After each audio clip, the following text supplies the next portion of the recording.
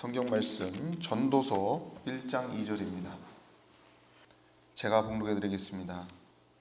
전도자가 가로되 헛되고 헛되며 헛되고 헛되니 모든 것이 헛되도다. 아멘.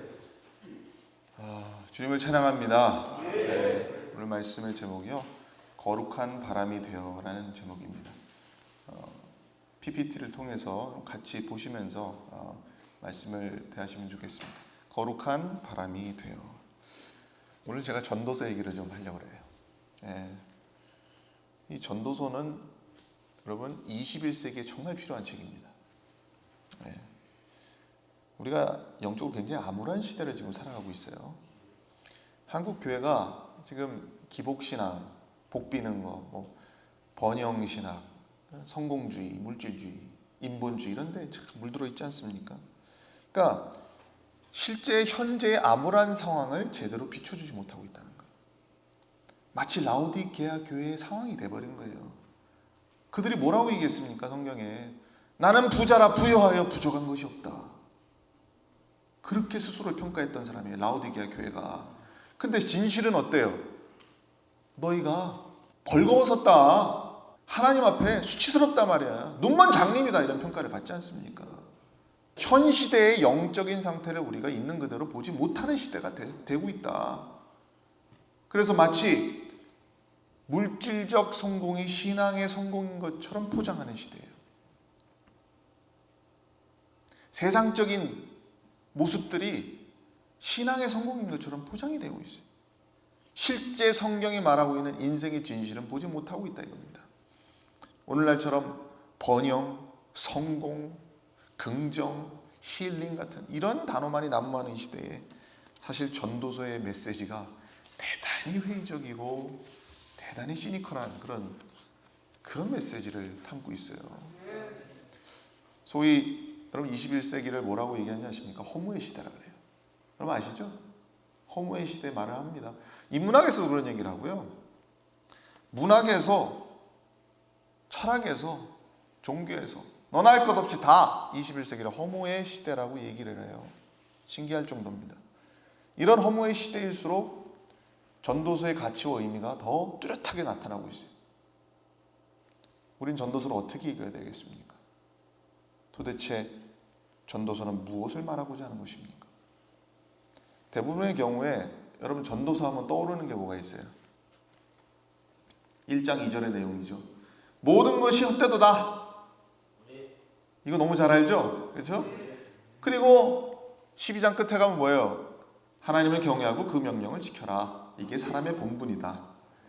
이거는 이미 마귀도록 여러분 잘 들어서 알고 있잖아요. 대부분의 경우에 딱 이 두 구절만 떠올려요. 그래서 이 두 가지로 전도서를 요약해버려요, 여러분이.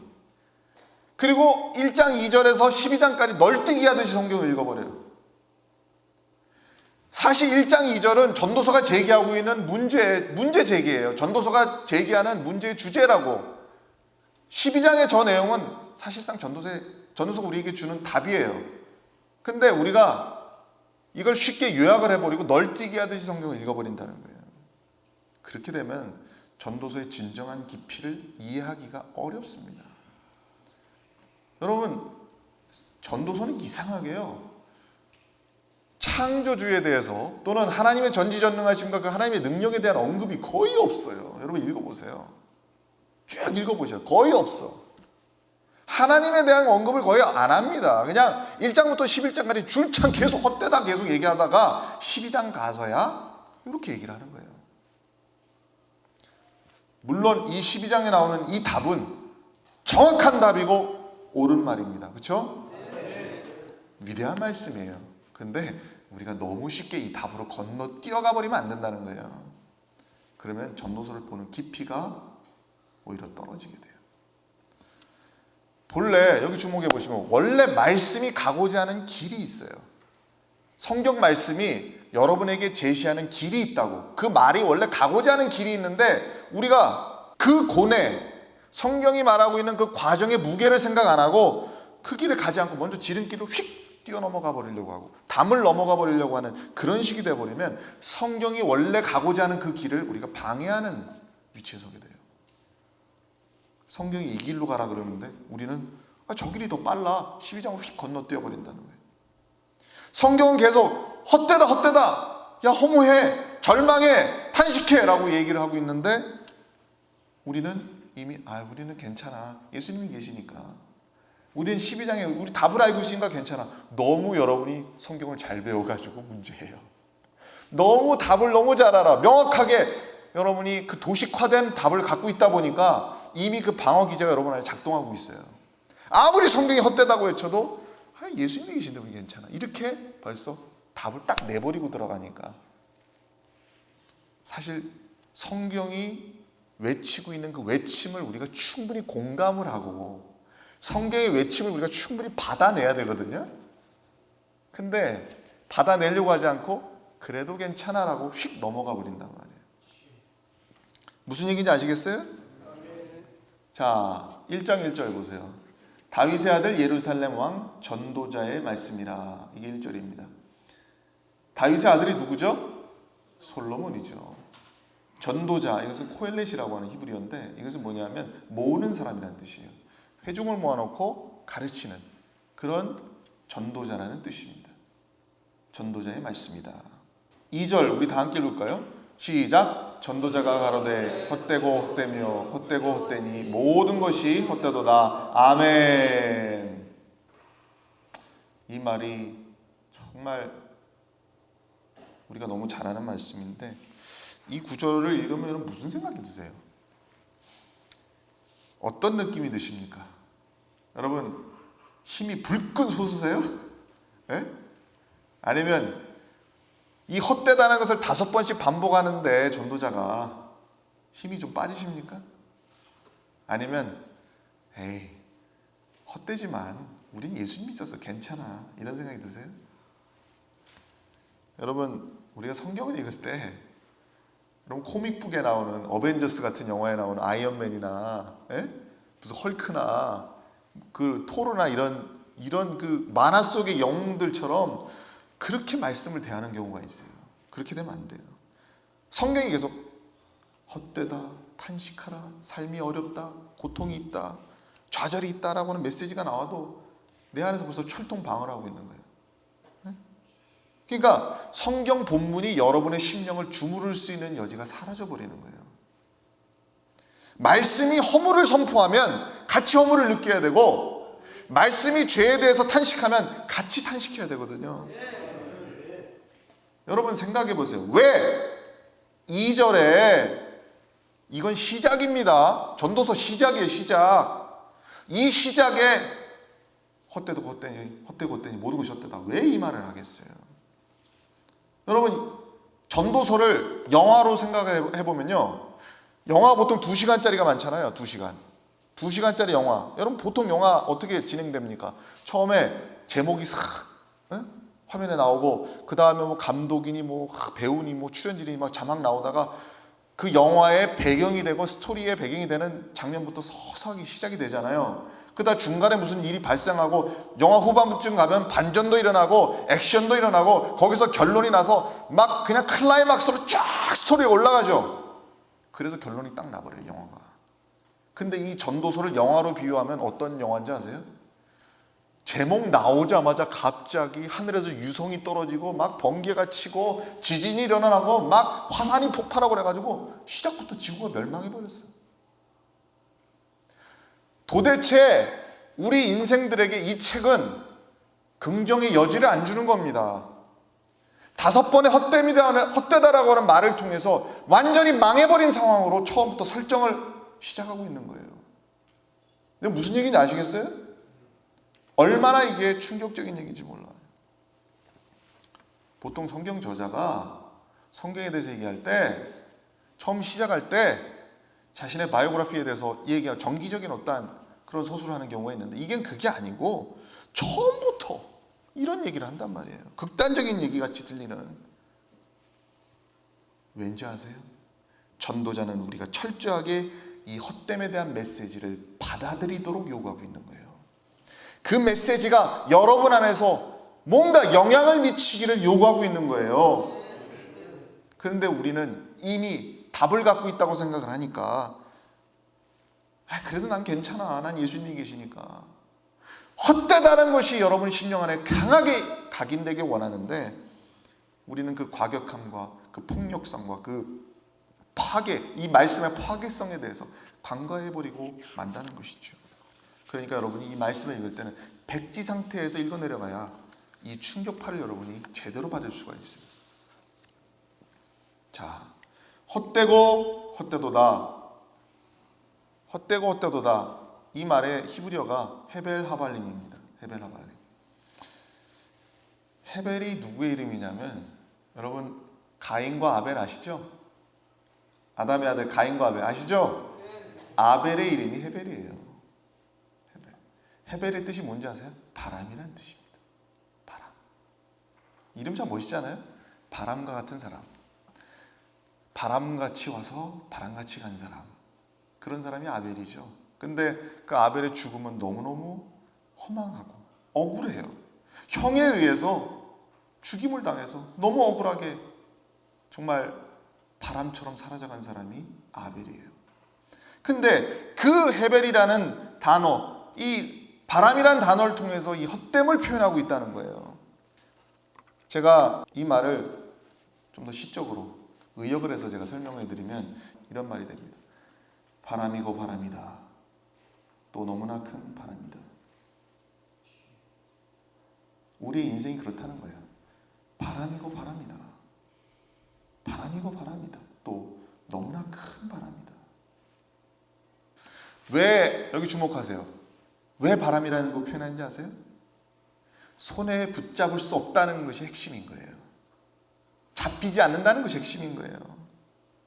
삶이 헛되고 무의미하다는 것은 뭔가 있는 것 같은데 잡음은 없는 것 같은 게 인생이라는 거예요.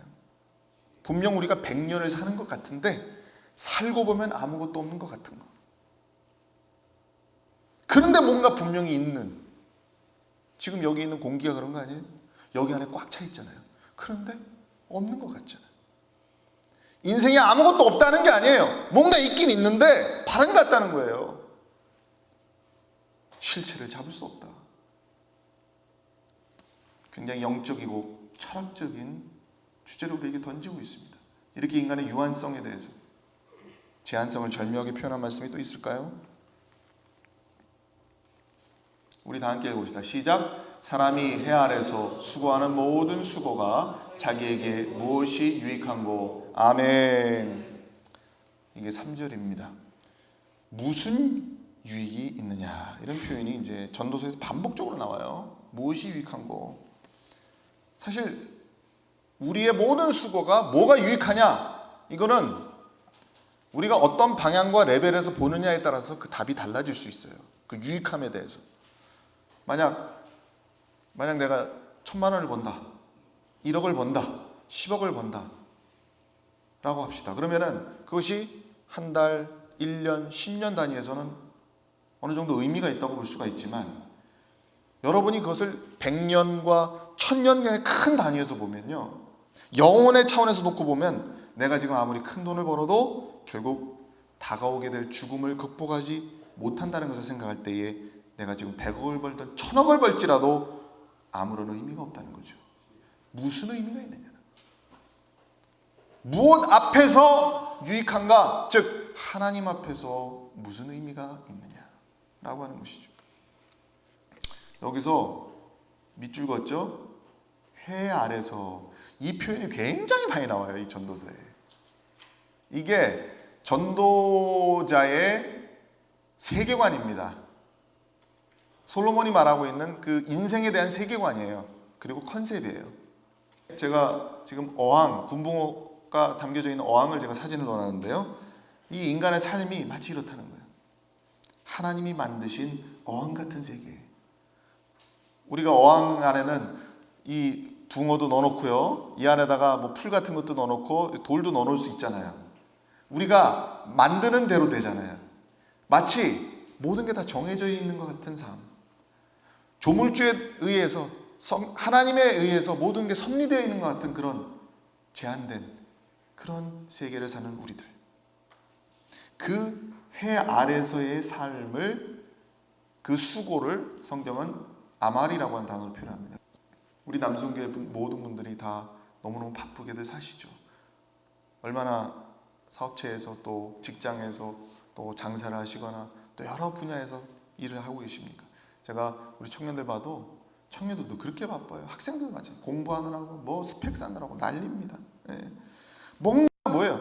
붙잡으려고 하는 거예요. 뭔가 인생에서 뭔가를 잡으려고 우리가 뛰어다니는 거거든요. 근데 그 우리가 붙잡으려는 하는 노력들이 결국 다람쥐 쳇바퀴 같은 것이다. 열심히 뛰죠. 잘 보세요. 이제 둘이 뜁니다. 경쟁적으로. 앞서거니 뒷서거니 하면서. 그렇죠? 아무리 세게 달려도 끝도 없이 돌아가기 때문에 잡을 수가 없는데도 불구하고 계속 뛰는 거예요. 모든 사람이 목표를 정해놓고 끝없이 뛰어갑니다. 저걸 잡으면 행복해질 거야. 저걸 잡으면 좋아질 거야. 선악과처럼 말이죠. 내가 이걸 따먹으면 뭔가 달라질 거야. 하나님처럼 될 거야. 계속 잡으려고 뛰어가는 거죠. 좀 더 큰 차원에서 보면 지금 우리 사회가 사람들에게 그렇게 설득을 하고 있잖아요. 지금 우리가 우리 아이들에게 야, 좋은 대학 가면 행복해질 거야. 그러잖아요. 좋은 직장에 가면 행복해질 거야. 돈이 많으면 행복해진다. 위대해져라. 대단해져라. 라고 우리가 우리 아이들을 설득을 해요. 부모가 그렇게 가르칩니다. 아이들은 아무 생각 없이 그것만 계속 열심히 하는 거예요. 그리고 나중에 세상에 나가 사회에 나가서 내가 지금 왜 이걸 하고 있는지를 몰라서 방황하는 청년들도 상당수 있었고, 정말 수단과 방법을 가리지 않고 성공을 위해서 달려갔던 사람들도 그 성취의 끝에서 우울함과 절망을 느끼는 사람들도 많습니다. 지금 전도서는 그들에게 묻고 있어요. 무슨 유익이 있느냐? 무슨 유익이 있느냐? 좀 더 큰 그림에서 인생을 보라는 거죠. 성경이 우리에게 종말론적 관점을 얘기하고 있는 겁니다.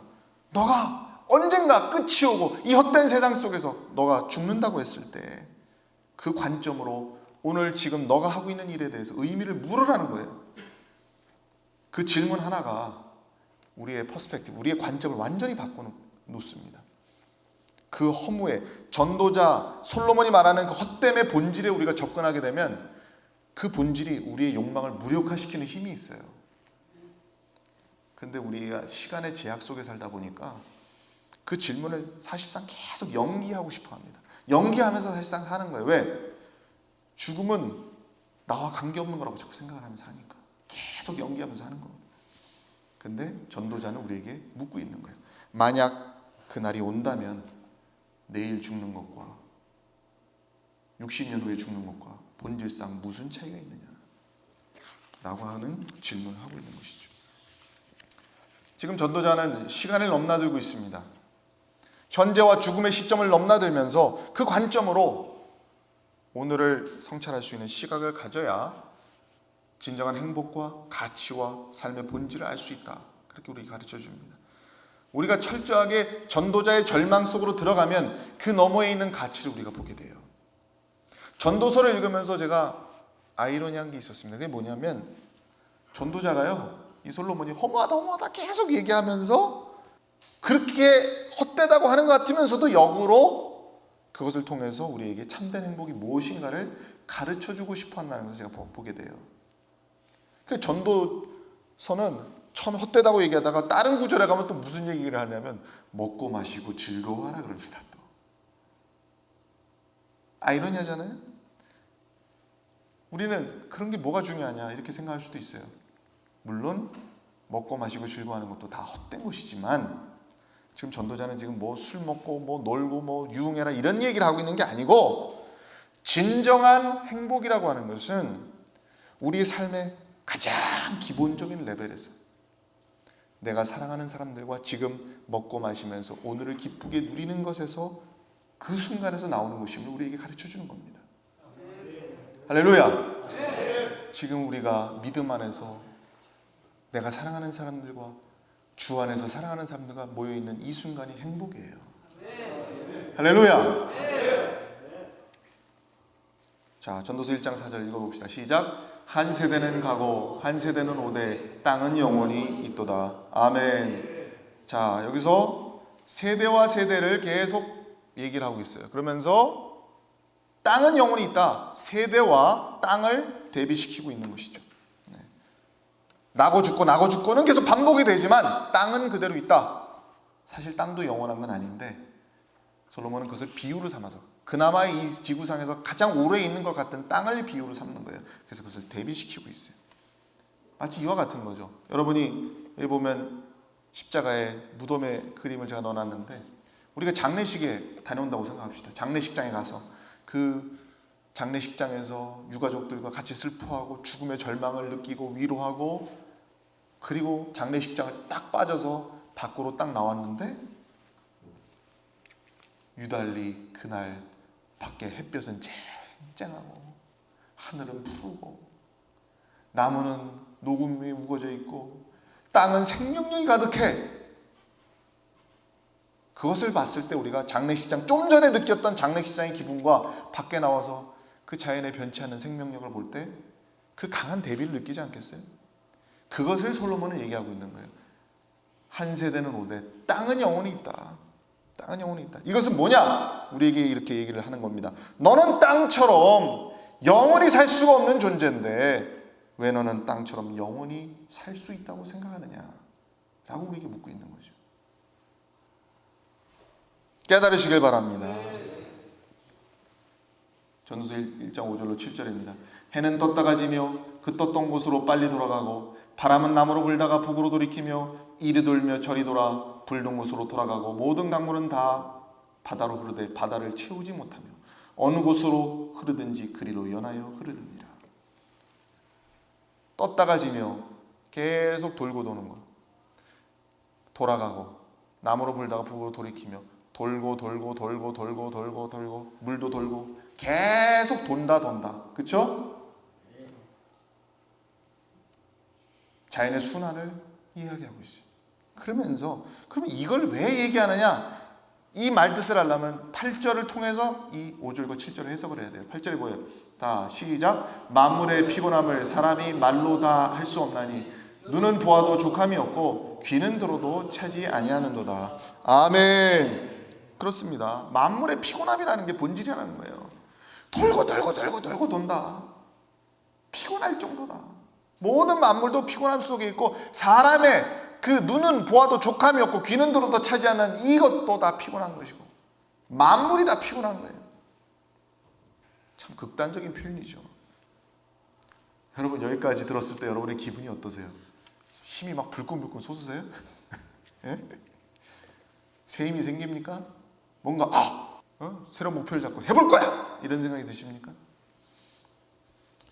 전도자는 지금 여러분의 힘을 빼고 또 빼고 있어요. 계속 빼는 겁니다. 힘을. 허파에 바람이 들어가 있으면 계속 그 바람에 빵빵빵 터뜨려 주는 거예요. 예. 우리가 계획을 해도 일을 이루시는 분이 하나님이시라는 것을 아주 시니컬한 언어로 우리에게 가르쳐주고 있어요. 여러분 요새 과학자들의 말을 들어보면 재미있는 게 많습니다.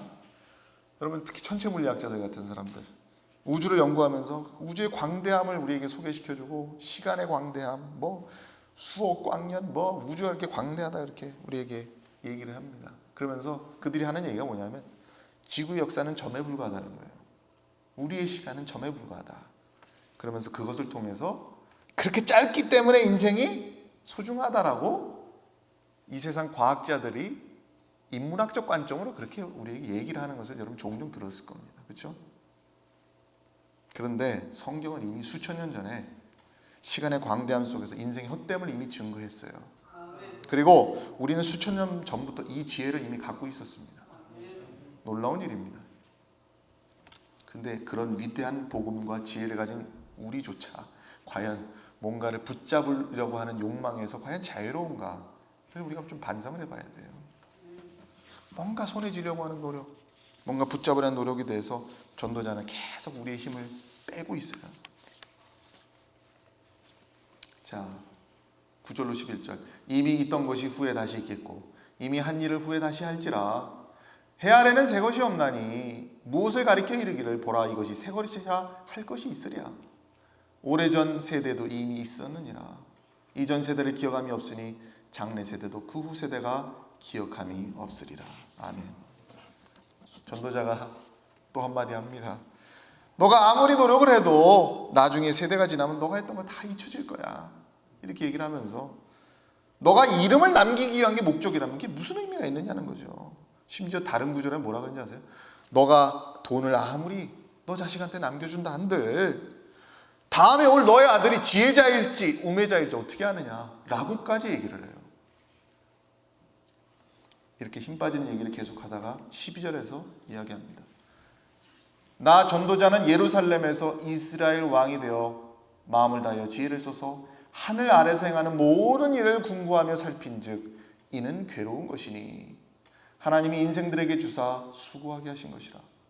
내가 해 아래서 행하는 모든 일을 본즉 다 헛되어 바람을 잡으려는 것이로다. 아멘.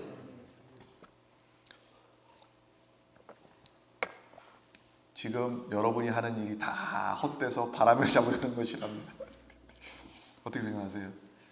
전부 바람을 잡으려고 하시는 거래요. 솔로몬이 우리에게 하는 얘기입니다. 자, 전도서 1장 15절에 읽어봅시다. 시작. 구부러진 것을 곧게 할 수 없고 이지러진 것을 셀 수 없도다. 아멘. 구부러진 것이 뭐냐? 여러분 일생 동안 여러분이 벌려놓은 일들 중에 뒤틀린 것이 많아요. 해놓고 보니까 후회스러운 거 많죠? 저질러 놓고 보니까 결과가 안 좋은 것도 많죠? 그리고 이지러진 것, 이게 뭐냐? 래킹이라는 영어로 이게 뭐냐면 결핍이라는 얘기입니다. 결핍된 게 너무 많다. 불만족스러운 게 너무 많아. 지나놓고 보니까 모자란 것도 셀 수가 없다 라고 하는 뜻이죠. 자, 이제 전도서 마지막 부분입니다. 16절로 18절에 내가 마음 가운데 말하여 이르기를 내가 큰 지혜를 많이 얻었으므로 나보다 먼저 예루살렘에 있던 자보다 낫다 하였나니 곧 내 마음이 지혜와 지식을 많이 만나 보았음이로다. 내가 다시 지혜를 알고자 하며 미친 것과 미련한 것을 알고자 하여 마음을 썼으나 이것도 바람을 잡으려는 것인 줄 깨달았도다. 지혜가 많으면 번뇌도 많으니 지식을 더하는 자는 근심을 더하느니라. 아멘. 우리가 인생에서 추구하는 모든 몸부림, 지혜의 몸부림조차 사실은 유한하고 부분적이고 희미한 것이다. 인생이 마치 잡히지 않는 바람을 잡으려고 손을 뻗는 것과 같다라고 하는 것이죠. 이 솔로몬이 굉장히 자신에 대한 자부심이 대단합니다. 자기를 누구보다 많은 지혜와 지식을 경험한 사람이라고 얘기를 해요. 누구보다 자기는 뛰어난 사람이었다. 만약 이 전도서가 그냥 아무것도 아닌 무명의 사람이 그냥 지나가는 사람이 그냥 몇 마디 그냥 선비처럼 읊고 지나간 얘기였다면 사실 별 볼 없는 얘기예요. 이게. 그런데 문제는 이 사람이 솔로몬이라는 데 있습니다. 이 전도서를 쓴 사람이 솔로몬이라는 데 그 문제가 심각해지는 거예요. 정말 이 세상에서 해볼 거 다 해본 사람이 이런 말을 하니까 문제가 심각해져요. 누구에게 심각해집니까? 인생의 목표가 솔로몬처럼 되는 게 목표인 사람에게 심각해지는 겁니다. 심각해지는 거예요. 현대를 사는 수많은 사람들이 솔로몬처럼 되고 싶어 하잖아요. 높이 올라가고 싶어 하잖아요. 많이 쌓아두고 싶어 하잖아요. 솔로몬처럼 되는 게 목표인 사람들한테 이게 심각해지는 거예요. 솔로몬이 다 해봤는데 헛되다는데. 우리에게 너무나 큰 질문을 던지고 있어요. 그럼 우리는 어떻게 해야 되는가? 어떻게 살아야 되는가에 대해서 질문하도록 솔로몬이 여러분의 심령의 문을 두드리고 있다는 얘기입니다. 여기까지 살펴봤을 때 여러분 솔로몬이 말한 이 헛됨의 실체가 느껴지십니까? 여러분이 전도서를 읽으면서 전도서가 말하는 그 헤벨, 그 바람, 허무의 바람이 좀 느껴지길 바라요. 바람이고 바람이다. 너무나 큰 바람이다. 크게 느껴지길 바라요. 그런 세상의 헛된 바람에 여러분이 휩쓸려 사라져버리는 인생이 되지 않기 위해서 과연 어떻게 살아야 됩니까? 어디에서 진정한 가치를 우리가 찾을 수 있습니까? 생명의 바람이 어디서 불어오는 거예요? 요한복음 3장에 니고데모라는 사람이 예수님께 질문을 했습니다. 위대한 질문을 했어요. 사람이 어떻게 거듭날 수 있느냐에 대한 질문입니다.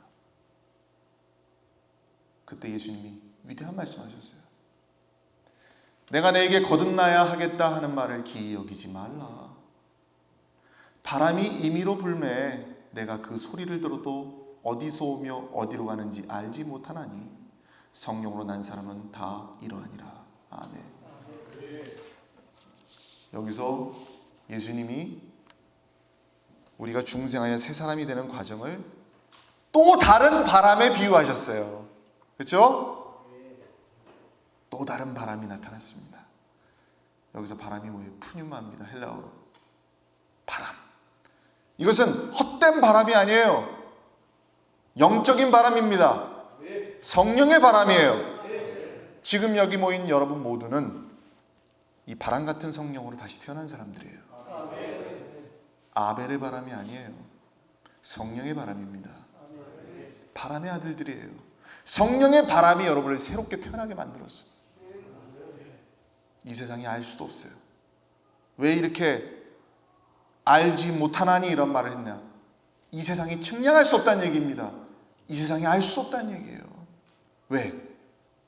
불강력적으로 하늘에서 불어와서 하늘로 향해서 부는 바람이기 때문에 그래요. 하늘에서 불어온 생명의 바람이에요. 이 세상은 깨닫지 못하지만 진정한 생명을 가진 여러분은 그 바람이 여러분 안에 불고 있다는 걸 알고 있습니다. 여러분의 이 바람이 없다면 지금 여러분의 신앙생활의 존속이 불가능합니다. 여러분은 지금 그 바람에 떠밀려 가고 있어요. 그 바람을 맞고 구원의 항해를 하고 있는 것입니다. 그 바람이 겉사람은 후패하나 속사람은 여러분을 날로 새롭게 만들고 있는 거예요. 그래서 예수님은 마지막에 성령으로 난 사람은 다 이러하니라. 인생의 바람은 잡을 수 없는 바람이죠. 소멸하는 바람인데 성령의 바람은 뭔지 아세요? 날마다 우리를 새롭게 하면서 우리로 하여금 예수님을 붙잡게 만드는 바람이에요. 예수님 붙잡게 만들어요. 예수님 앞에 자꾸 우리를 세워놔요. 그분을 보게 만들어요. 그분 앞에 서게 만들어요. 언젠가 예수님이 다시 오실 때 믿는 자들의 부활, 믿는 자들의 들림, 이것이 어떠할까 한번 생각해 보세요. 주의 백성들이 바람처럼 하늘로 끌려 올라가는 그 역사도 성령의 바람처럼 이루어질 역사입니다. 세상이 측량할 수 없는 거예요. 할렐루야. 말씀을 정리합니다. 전도서를 통해서 우리는 솔로몬이 인생의 진실에 대해서 얼마나 회의적이고 시니컬하게 표현하고 있는가 묵상해야 됩니다. 왜 그는 이토록 세상의 헛됨을 폭로하고 싶었을까?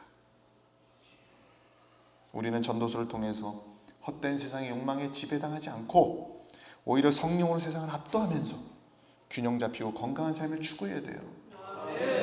여러분 영육이 조화된 삶을 사십시오.